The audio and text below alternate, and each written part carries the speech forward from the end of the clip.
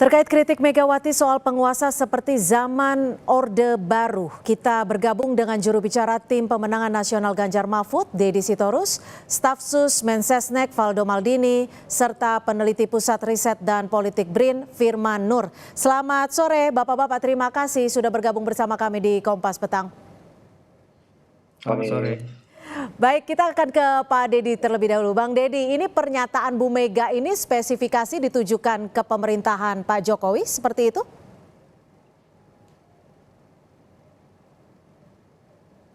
Bang Deddy.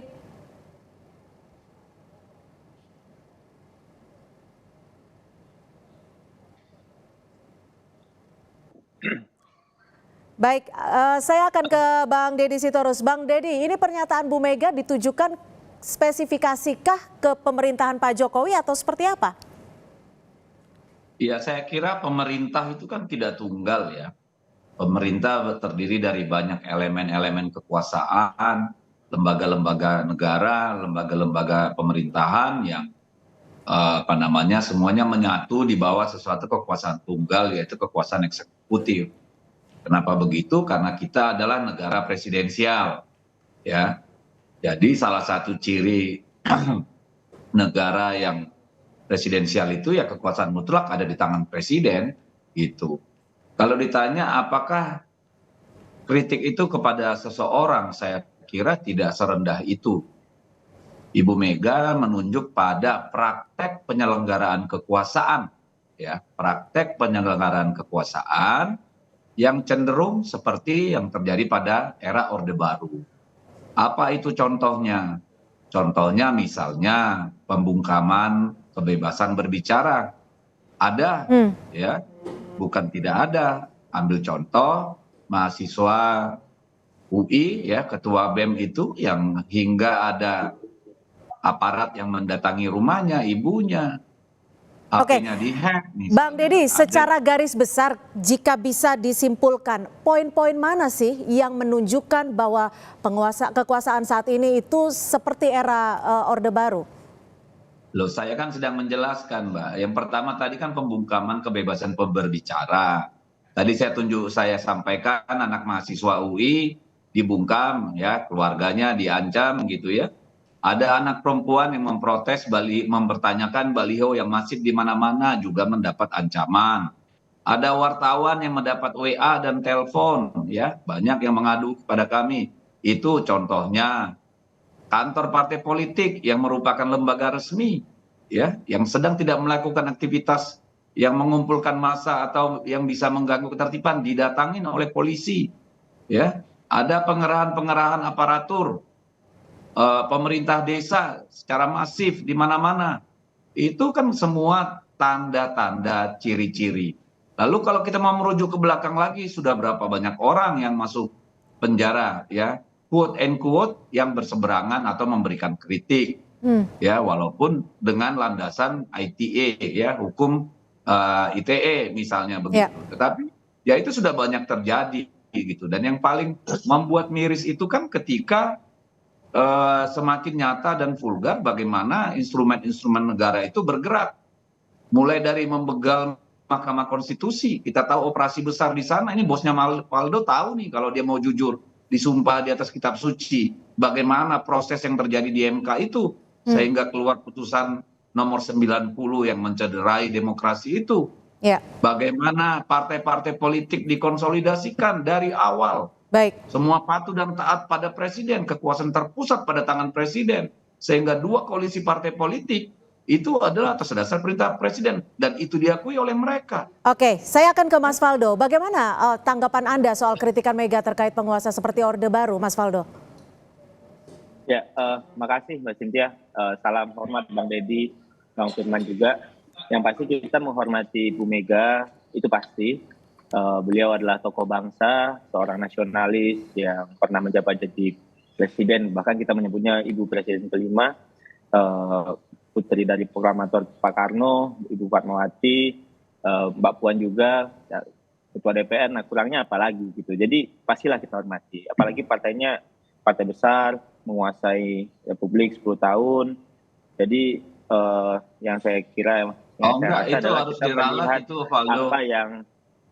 apa yang Itu harus diralat. Apa yang harus diralat, Bang Deddy? Lanjutan ya Bang. Karena, Lanjutin boleh nggak Bang? bentar, ini kan diizinkan saya meralat. Jadi tidak ada istilah partai penguasa dalam sistem presidensial, Pak. Kekuasaan Ya, hanya partai pemenang dimiliki pemilu. Baik. oleh... Baik, Iya dong, sudah hanya ditangkap. dimiliki Silakan dilanjutkan, oleh Mas Faldo. presiden.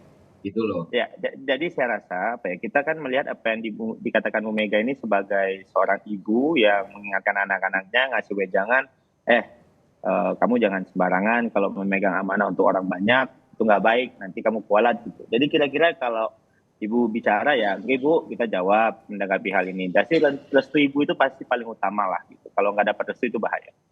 Makanya kami juga dalam hal ini ingin menyampaikan di negara yang demokratis seperti sekarang, tadi juga ingin mempertanyakan Orde Baru itu dalam aspek apa. Kalau seandainya tadi Bang Deddy bicara soal kebebasan berekspresi gitu.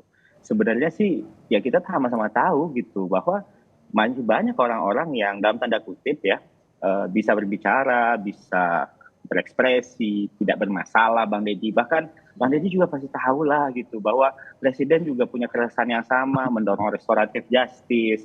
Ada juga amnesti yang diberikan pada orang-orang yang menjadi korban UITE, Pak Saiful Mahdi di Aceh. Jadi ini kan problem yang sebenarnya kita sedang mengeksersis demokratisasi kita gitu. Jadi kalau aspeknya soal kebebasan berekspresi Bang Deddy, saya kira ini merupakan sebuah hal yang debatable gitu. Toh kita melihat banyak pengkritik pemerintah yang juga masih bisa berbicara. Mohon izin di Bung Melki misal Ketua BEM UI yang disampaikan, Bung Melki sampai hari ini bisa jadi berbicara, panelis di mana-mana. Memang misalnya ada terasa, ada bulian. Mas Faldo, tapi bagaimana Anda bisa menanggapi soal contoh-contoh yang tadi ada banyak poin yang sudah disampaikan Bang Deddy sebelumnya? Ini saya mau jawab Mbak. Silakan. Jadi kalau seandainya ada faktor tadi kebebasan berekspresi, itu soal proses di MK tadi Bang Deddy bilang kan prosesnya sudah jalan, sudah ada Mahkamah Kehormatan MK. Nah, jadi proses-proses hukumnya sudah berjalan sebagaimana mestinya. Kalau bicara soal pilpres, kandidatnya sudah sampai. Let's move on, let's go to the next phase Bang sebenarnya. Terus tadi ada juga soal apa lagi? Yang soal otoritariannya itu adalah kita ingin bertanya kalau komitmen soal pemilu, soal aparatur dan semuanya kan bisa dicek gitu. Jadi saya kira Bang Deddy ya kita inginlah bahwa semuanya tuh enak gitu, semuanya tuh damai, kita pengen kondisinya kondusif. Jadi kalau seandainya obstacle kecil-kecil dijadikan parameter untuk ini langsung ke Orba itu kayaknya loncatnya kejauhan gitu loh, mohon izin. Walaupun sekali lagi sesuai apa yang dikatakan oleh Pak Adi Dwipayana bahwa kita itu negara demokrasi, semua bebas berekspresi dan itu dijamin konstitusi kok. Tidak ada orang-orang yang serta-merta ditangkap begini begitu. Restoratif justice tetap dikedepankan kok Mbak Cynthia. Mohon izin nih ya. Terima kasih. Baik, saya akan ke Pak Firman. Pak Firman, Anda menanggapinya soal kritikan Bu Mega terkait penguasa seperti Orde Baru seperti apa menurut Anda? Iya, saya kira Bu Mega adalah salah satu ikon yang mengalami langsung tekanan dari Orde Baru, sehingga apa yang dia katakan harus benar-benar mendapatkan perhatian dari penguasa karena dia adalah orang yang terlibat langsung dalam praktek politik Orde Baru ya.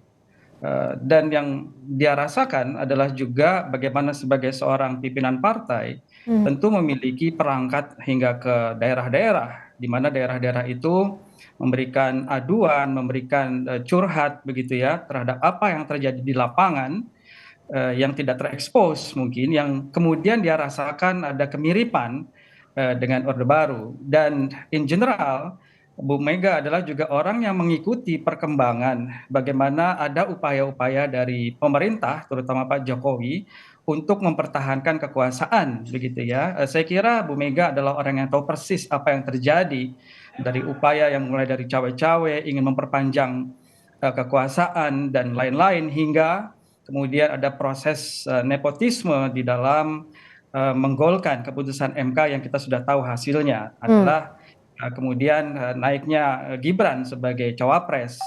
Jadi rangkaian itu saya kira sudah ada jauh sebelumnya yang kemudian ditambahi dengan apa yang sedang terjadi menjelang kampanye ini yang kemudian disimpulkan oleh Bu Megawati kok ya mirip-mirip dengan era Orde Baru. To some extent saya kira itu bisa dipahami mengingat Orde Baru itu kan esensinya nepotisme ya, kemudian juga ada korupsi. ya kemudian ada minimnya partisipasi masyarakat begitu ya karena suasananya elitis atau kolutif begitu, dan saya kira secara umum, secara objektif itu juga sudah terjadi di Indonesia hari ini. Itulah mengapa kemudian skor demokrasi kita pun tidak menggembirakan. Saya kira juga Valdo tahu, Bang Deddy tahu itu, kita semua tahu gitu.